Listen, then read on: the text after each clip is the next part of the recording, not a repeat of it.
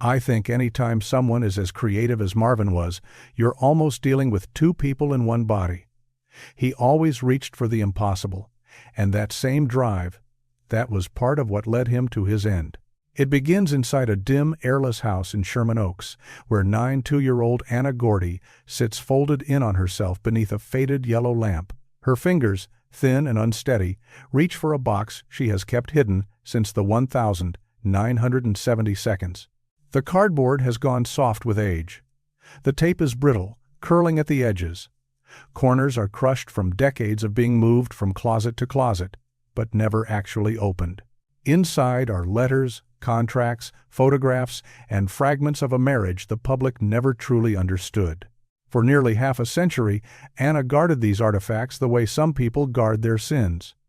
According to those close to her, she treated that box like evidence and confession all at once.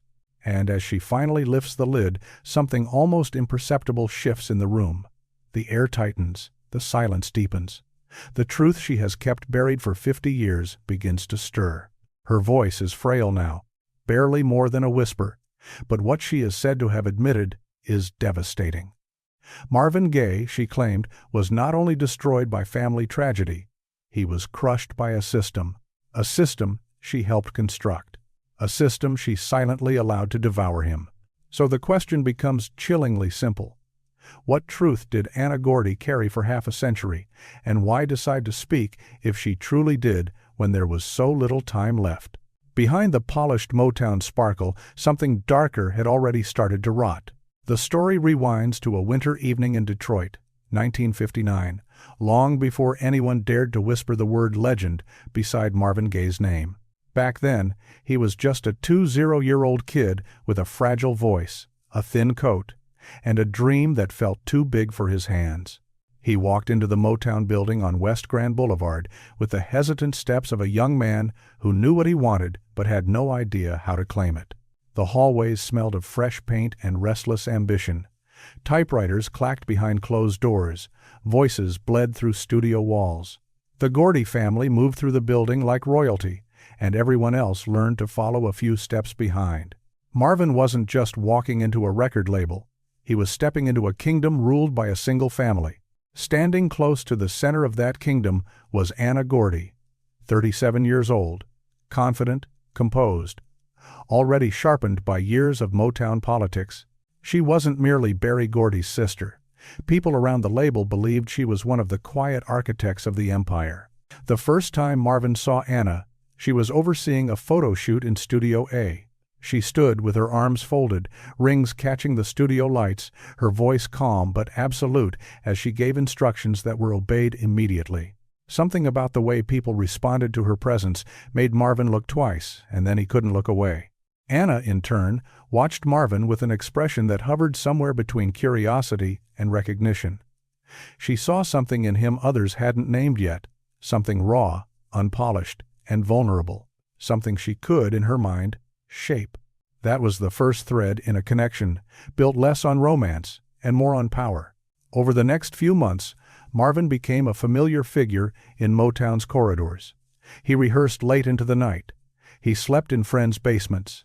He borrowed clothes for performances, chasing a sound that hadn't fully formed and a future he barely understood. Anna, however, always seemed to appear at critical moments after grueling rehearsals, after tense meetings. After Berry scolded Marvin for being undisciplined, she would quietly offer advice he hadn't requested, money he hadn't expected, opportunities he felt he deserved but couldn't reach on his own. Gradually, Marvin began to orbit her without realizing he had been pulled into her gravity. Years later, when she was believed to have revisited those memories at 92, Anna reportedly confessed that she had used her influence inside Motown to keep Marvin close, to make sure he remained dependent on her guidance, her approval, her power. By 1960, people inside the label were already whispering. They noticed how Anna seemed to control which rooms Marvin walked into, which producers were allowed to work with him, which projects moved forward, and which quietly disappeared. Sessions Marvin begged for were canceled with no explanation. Sessions Anna endorsed were approved almost instantly. And though Marvin couldn't see it yet, the structure around him was slowly shaping him into something fragile, a man whose career belonged not to himself, but to a network of people directing each step. By 1962, that dependency was nearly complete. Marvin's first check, small, irregular, filtered through Motown's accounting, passed through Anna's hands. She told him she could help manage his finances, and he accepted because he didn't understand the business and believed she did. She began handling his wardrobe, his travel arrangements, even his relationships with certain musicians. To outsiders, it looked like a devoted, hands-on partner supporting a rising star. But according to what Anna would later admit in private, she didn't want Marvin to grow independent too quickly. She wanted him anchored. She wanted him tethered. She wanted him hers. Then came June 1963, the wedding that quietly shook Motown's inner circle. It wasn't grand. It wasn't glamorous. It was small, rushed, and heavy with unspoken tension. Many around the label believed Marvin did not marry out of pure passion. They suspected he married because saying no might put his fragile position at a Gordy-controlled label at risk. The 17-year age gap fueled gossip. The business ties fueled accusations. But Anna didn't seem to care. She believed she had secured something permanent, a bond, a role, a claim. What the public never knew was that the marriage functioned less like a union and more like a contract. Letters Anna was said to have kept hidden for decades, only revealing them close to the end of her life, outlined a disturbing level of control. She allegedly dictated his rehearsal times. She filtered his phone calls. She blocked sessions with producers she didn't approve of. She managed his calendar, chose his wardrobe, approved his spending. She tracked where he went after shows. She made sure Gordy never pushed Marvin too far beyond her reach. And Marvin, already overwhelmed by new fame, responsibility, and the pressure of defining his artistic identity, didn't see the cage forming around him. By 1964, the fractures in his mind were visible to anyone paying attention. Marvin began drinking heavily. He disappeared for nights with no explanation. He shut down in rehearsals, eyes unfocused, voice tight. He wandered Detroit streets alone after midnight, hands buried deep in his pockets as if he could outwalk a feeling he couldn't name. Some Motown staff believed he was simply depressed. Others thought he was exhausted by the pace of success. But, according to what Anna later confided, she saw it differently. Marvin wasn't just depressed, he was trapped. Trapped inside a relationship that felt like a binding agreement instead of a refuge. The tension reached a breaking point in 1965. Marvin's hunger for creative freedom intensified. He wanted to experiment with new producers, new musicians, new sounds. He wanted to follow his instincts rather than the map laid out for him. But every time he tried to step beyond the structure Anna controlled, something often invisible, always effective, pushed him back. Sessions vanished from the schedule. Studio access was suddenly revoked. His calendar shifted without explanation. The more he tried to pull away, the tighter Anna held on. In private, Marvin began to come apart. He skipped rehearsals. He obsessed over every note, every performance, chasing perfection he could never achieve. He questioned his voice, his worth, his future. He drank not to celebrate, but to numb the suffocation he couldn't put into words. And as Anna would later acknowledge, she didn't try to understand his distress. She tightened her grip instead. She believed more control would stabilize him, that structure would save him. Instead, it pushed him deeper into a torment that would shadow him for the rest of his life. By 1966, the marriage was decaying from the inside. Marvin's eyes carried a constant unease. His movements slowed. His conversations grew shorter.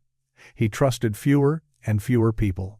Anna, still convinced she could mold him into what she believed he should be, refused to recognize the damage she had already done. She kept the letters, the documents, the proof of her control sealed away in a small wooden box. And for nearly 50 years, that box remained closed until she reached 92. Until the world assumed she had nothing left to reveal. Until she was believed to have finally admitted that the marriage the public romanticized had never truly been built on love. It was built on leverage. It was built on control. And it marked the beginning of Marvin Gaye's spiritual collapse. If you know someone whose life or personality mirrors this story, share their name in the comments. We'd like to explore their journey as well. The one secret meant to keep a marriage from breaking became the weapon that shattered it. It begins in the spring of 1966, inside the Gordy family home on West Boston Boulevard in Detroit. A house where curtains stayed heavy, conversations stayed guarded, and decisions that shaped careers were made behind doors that were never meant to open to the public. Marvin Gaye was 27. Anna Gordy was 48. Their marriage was already straining under the weight of age, power, and control. What had begun as leverage disguised as love was now cracking under its own pressure. And then came the moment where everything crossed a line that could never be undone. They wanted a child. Or at least, the world was determined to see them with one. In Motown, reputation wasn't optional, it was policy. It didn't matter what was real, it only mattered what appeared perfect. A few months later, in September 1966, a newborn boy was placed in Marvin and Anna's arms. To the outside world, it looked like a miracle had finally arrived. Newspapers captured the couple leaving a Detroit townhouse, their faces set in smiles that seemed almost rehearsed. Fans cheered, reporters praised the picture-perfect Motown family. But inside the house, past the camera flashes and congratulatory phone calls, a darker truth had already taken root. The baby was not theirs, at least not in the way the public believed. He was not born from their marriage. And according to accounts that surfaced later, he was not adopted through any traditional agency. The child, who would later be known as Marvin Gaye III, was said to be the biological son of Denise Gordy, Anna's teenage niece, only 16 years old at the time of conception. This was the lie that became the foundation of everything that followed.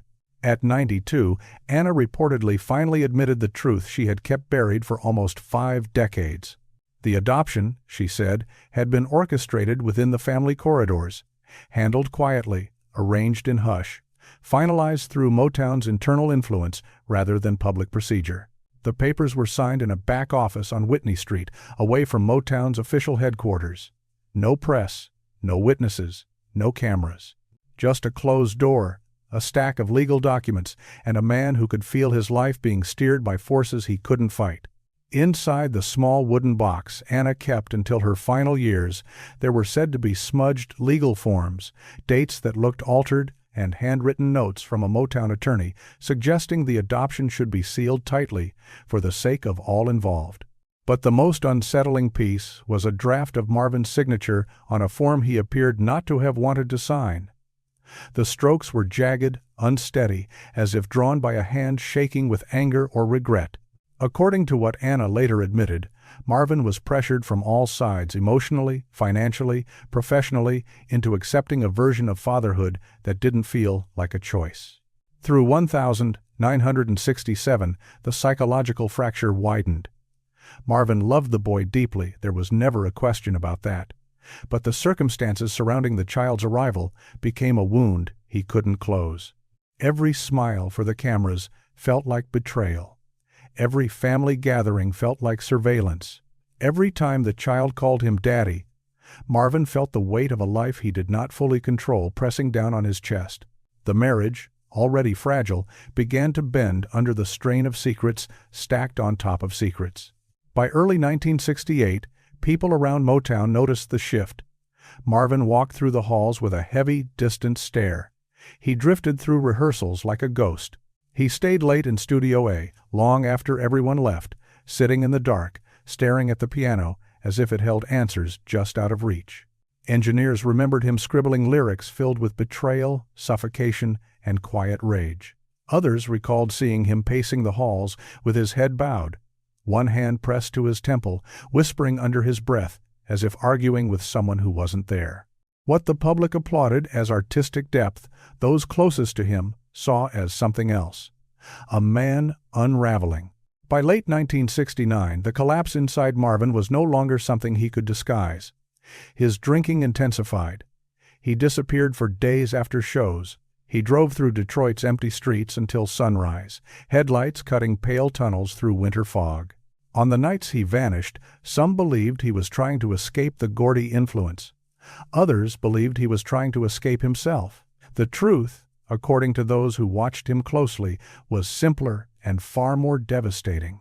Marvin felt trapped in a marriage that had become a stage set, a constructed image that no longer matched his reality. And at the center of that image was a child he adored, whose origin story had been turned into a lie. Then came 1970, the year Marvin tried to reinvent himself the only way he knew how, through music. He poured himself into songs that would later be recognized as some of his most emotionally raw work, early versions of what people would come to know as "When Did You Stop Loving Me" and "The Shadow of Your Smile." These weren't just love songs. They were confessions from a man drowning in contradictions, torn between loyalty and betrayal, identity and expectation, truth and performance. But nothing could prepare Marvin or Anna for what would unfold in 1971. During rehearsals in Los Angeles that summer, Marvin crossed paths with Janice Hunter, a young woman decades younger than Anna. Her presence hit him with a jolt of possibility. She represented everything he felt he had been denied: youth, choice, autonomy, a clean slate. Their emotional connection sparked at a moment when Marvin was already fractured. For him, Janice was not just a person.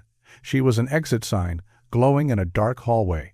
And from the moment he stepped into that new relationship, his marriage to Anna began a slow, irreversible descent. Throughout 1972, Marvin split his life across homes, studios, cities, and women.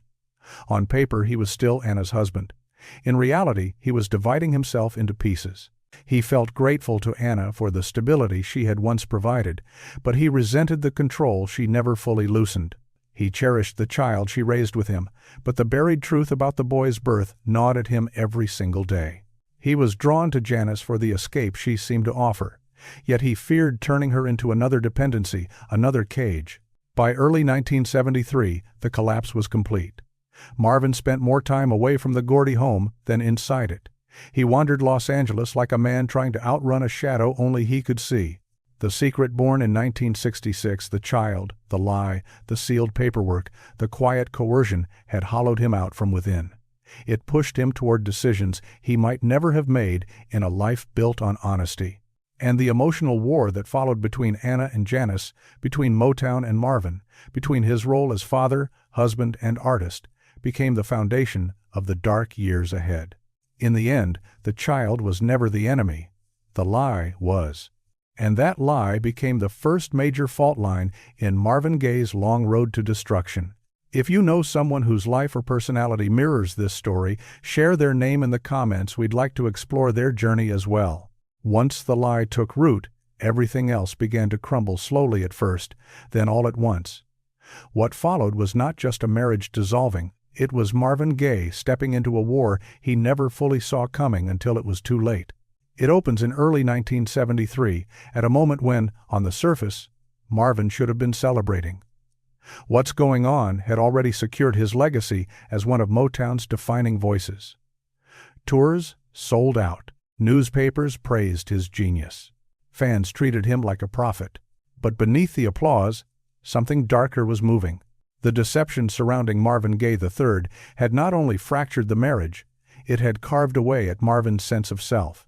That vulnerability, according to people who watched the period unfold, created an opening for a far more dangerous conflict, one between Marvin and the very system that had once appeared to protect him.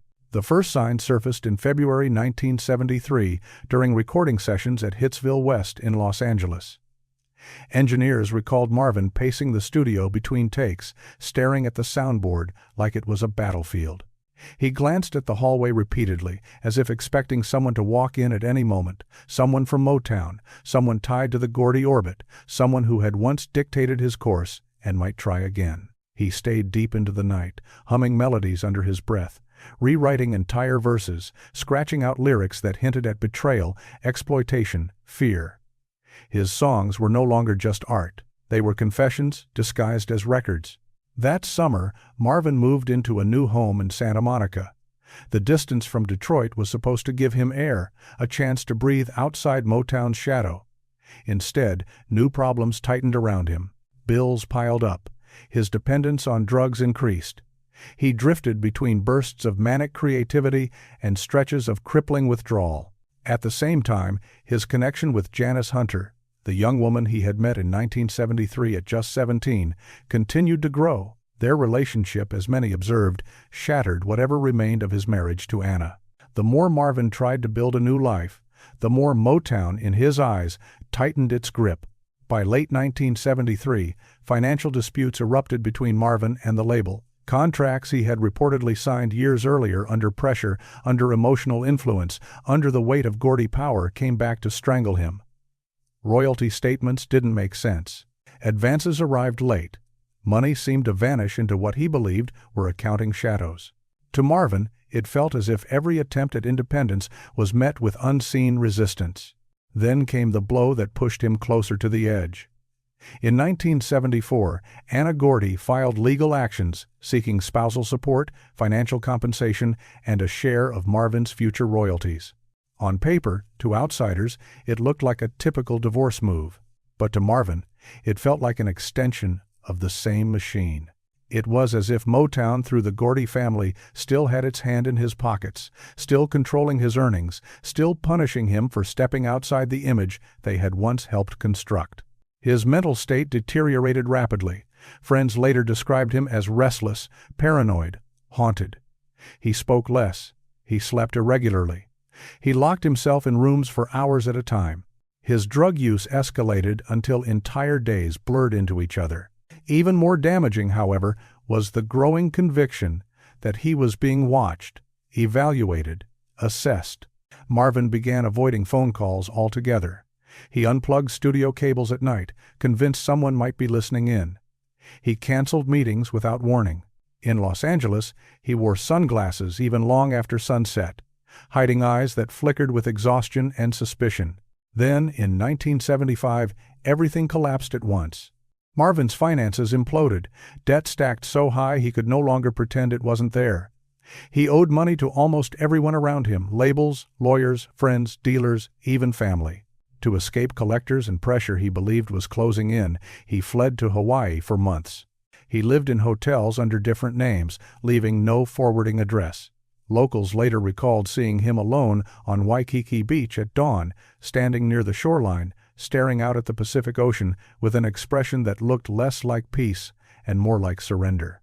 Then came the deal that would change everything. To settle his divorce with Anna, Marvin agreed to do something almost unheard of, record an album whose royalties would go directly to her. To many in the industry, it sounded like humiliation. It was whispered about, mocked, held up as proof that Marvin had been backed into a corner. But, according to those who knew him then, Marvin saw the album as something else, his last weapon, his final way of telling the truth, in a world where truth had always been edited or buried. That album became Here, My Dear, recorded in 1977. Here, My Dear was more than a breakup record. It was a war document. Every track was a coded message, every lyric a confession, every groove soaked in pain. Engineers later recalled moments when Marvin stood in the vocal booth with tears sliding off his chin and onto the studio floor. He poured into the microphone the anger he had swallowed for years, the lies he had lived, the control he believed he had endured. And he did all of it, knowing Anna would receive the profits, and knowing she would hear every accusation carved into every note. But instead of bringing closure, the album only unleashed more chaos. Anna was said to be devastated. Motown executives were reportedly furious. Critics were confused by its rawness. Sales were poor. And Marvin, already exhausted and unstable, felt as though the world had rejected the one time he tried to put everything into the open. By 1978, Marvin had lost nearly everything that had once anchored him. His money was gone. His family was fractured. His career was unsteady.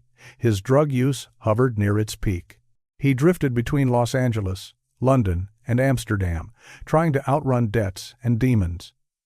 He lived in rented apartments where curtains stayed closed and phones stayed off the hook. He believed Motown was still manipulating his trajectory.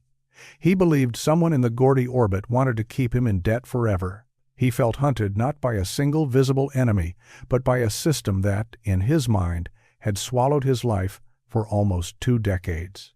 By 1979, the breaking point arrived.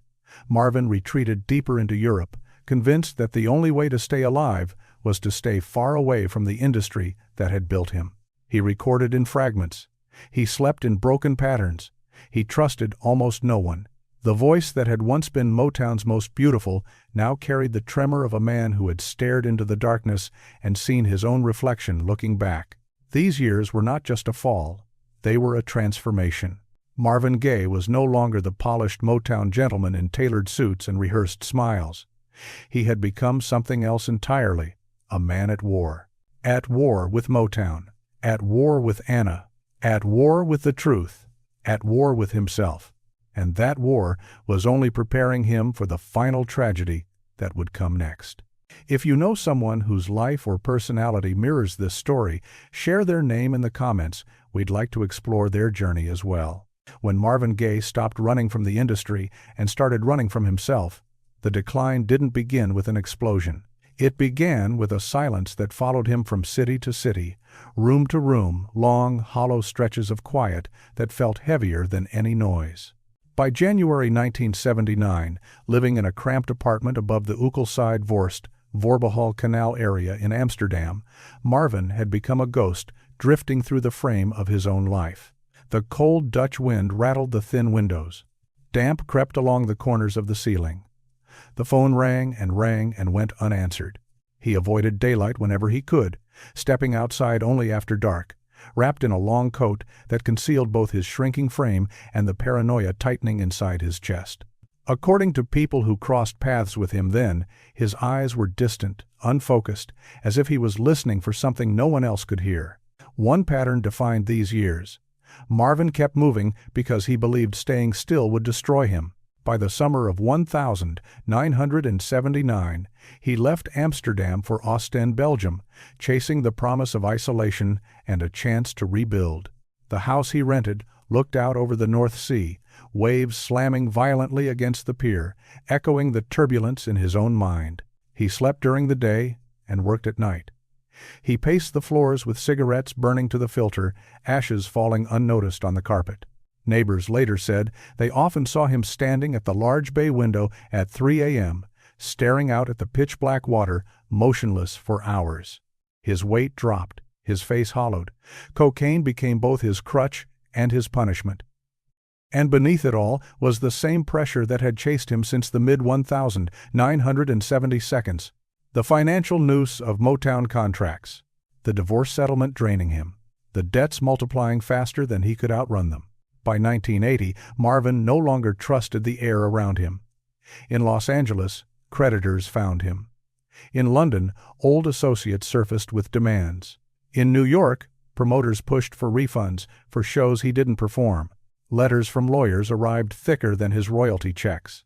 He began unplugging telephones, insisting his conversations were being monitored. He told friends he heard cars idling outside at night. He slept in different rooms every few days. He avoided streetlights, convinced being seen too clearly was its own kind of danger. By late 1980, he drifted back to Los Angeles, a move he later described in private writings as a mistake. The house on Gramercy Place didn't feel like a refuge. It felt like a trap. The Gordy family was nearby. Motown's presence was everywhere. Every block reminded him of what he owed, what he feared, and what he could not face. At night, he sat alone in the living room, curtains sealed shut, turning the stereo loud enough to drown his own thoughts. Cocaine drifted through the house like dust. He slept on couches, on floors, often fully dressed, as if he might need to run at any moment. In early 1981, the IRS seized his income. That was when the spiral sharpened. Marvin started to describe his life in terms of battlefields. Not as metaphor, but as reality. To him, the world had divided into enemies, allies, and escape routes. When he moved more permanently into the family home on Gramercy with his parents, his brother Frankie immediately noticed the shift.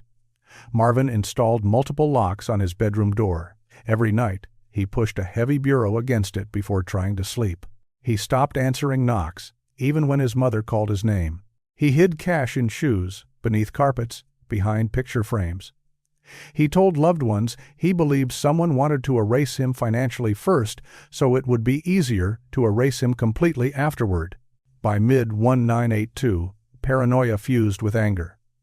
Arguments erupted inside the house over noise, privacy, shadows. Marvin insisted he saw moving outside his window. He became hypersensitive to every sound. A car backfiring down the street made him jump. A neighbor's slammed door sent him on edge.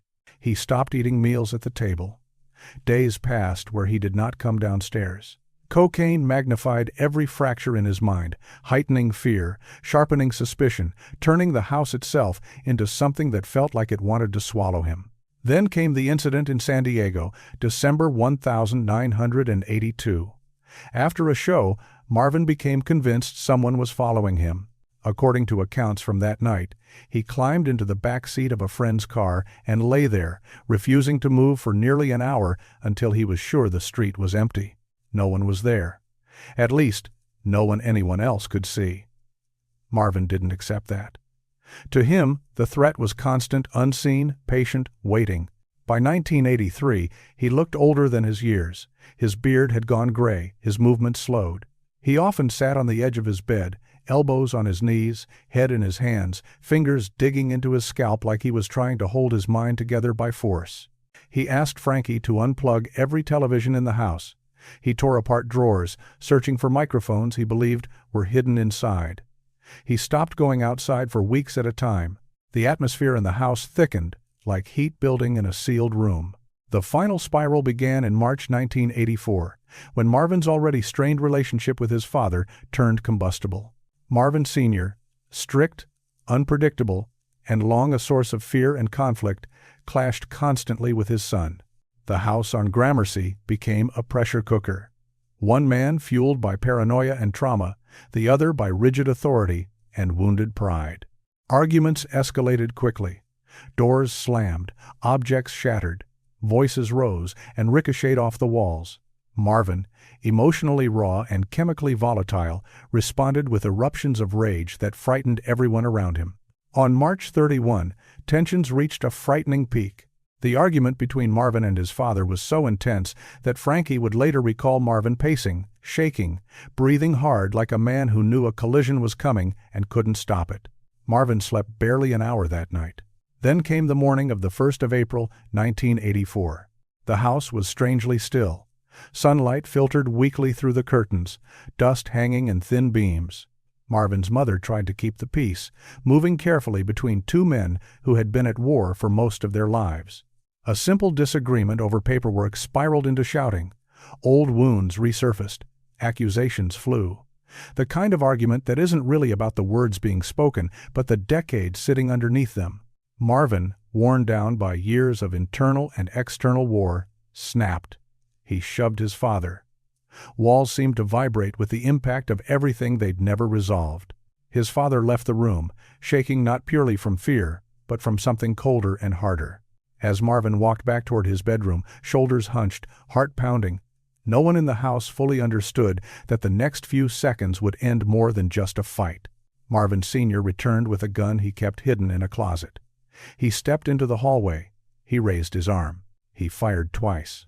The sound ripped through the house, echoing down the staircase, freezing everything in place. Marvin collapsed onto the floor of the bedroom he had turned into a bunker for almost 2 years. His last hiding place, now a crime scene. Blood spread across the carpet. His breathing slowed.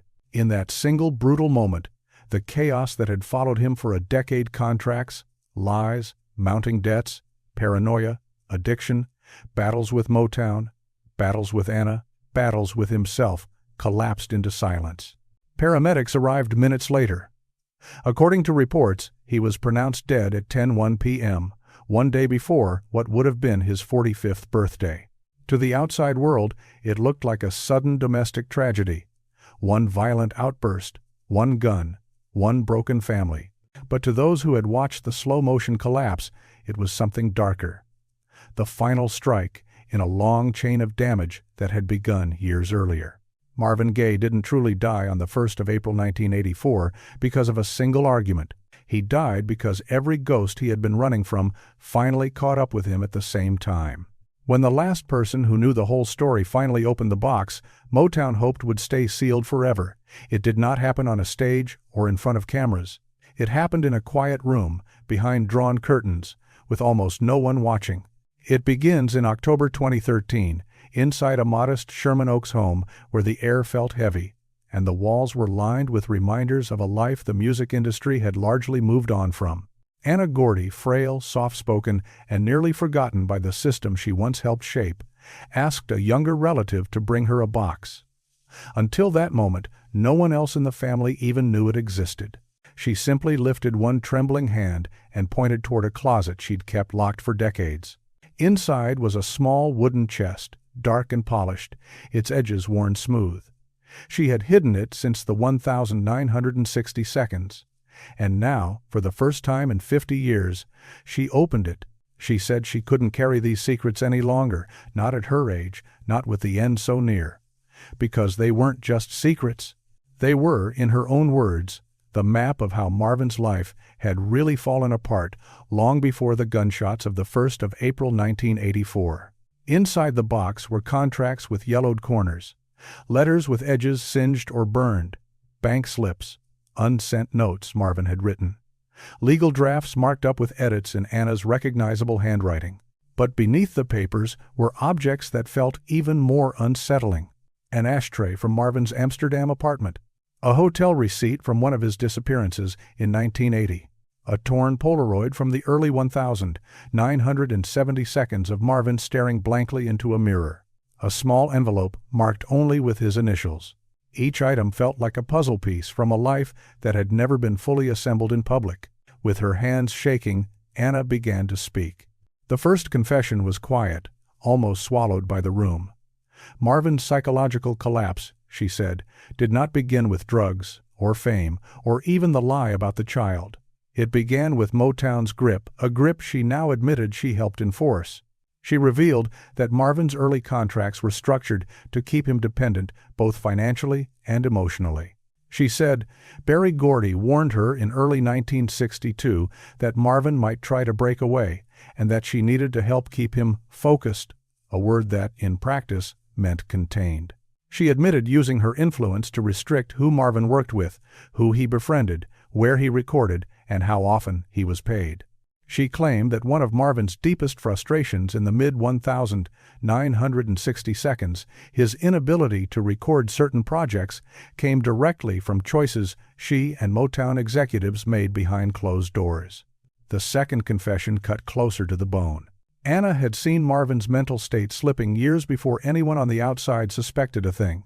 She described nights in 1968 when he came home from the studio, shaking uncontrollably, unable to speak for hours. She remembered him sitting on the floor of their Detroit home, knees pulled to his chest, breathing in short, shallow bursts, mumbling about pressure and being boxed in. She said he often tore up his own lyrics not because they were unfinished, but because he feared that telling too much truth in his music would get him in trouble. The family, she admitted, had always labeled Marvin as emotional, dramatic, overly sensitive, but Anna revealed something colder. Marvin lived with a constant fear that Motown was monitoring him, manipulating him, punishing him for wanting true creative control. And for years, she reassured him, not because she believed he was wrong, but because she knew he was right. Then came the confession no one expected. Anna said she had covered for Motown. She admitted destroying letters Marvin wrote, accusing the label of withholding royalties. She admitted intercepting calls from lawyers Marvin hired in 1972 to challenge his contracts. She admitted hiding a check he wrote to a private investigator he wanted to hire to dig into Motown's accounting. She even admitted talking him out of a meeting with a civil rights attorney who had offered to help renegotiate his deals. She insisted she hadn't done it out of cruelty. She did it because she feared retaliation, that Motown would crush his career if he pushed too hard. In trying to shield him from one kind of damage, she had deepened another.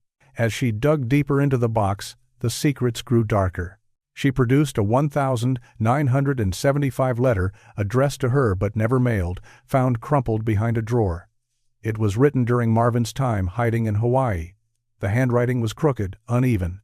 The words trembled on the page. In that letter, Marvin begged to be free from the marriage, the contracts, the debts, the expectations, the lies. Anna had never shown the letter to anyone. She kept it hidden because she didn't want the world to see what it truly revealed. Marvin wasn't just unstable, he was broken. But the most shocking revelation came near the end. Anna admitted that in March 1984, just weeks before the shooting, Marvin had appeared at her door without warning. He was thin, trembling, on edge, carrying nothing but a small suitcase and a notebook. He sat on her couch in silence for almost an hour. Then he opened the notebook and handed it to her. The pages were filled with erratic handwriting, messy sketches, crossed-out numbers, scattered phrases of fear. In that notebook, Marvin laid out everything he believed in those final weeks. That he was being targeted. That someone was still manipulating his finances. That Motown had never truly let him go, even after he left the label. That his father was being used by fate, by circumstance, by something to deliver an ending no one would question, and that his death would solve problems for other people. Anna kept the notebook. She placed it in the wooden box. She never showed it to police. She never shared it with the rest of the family.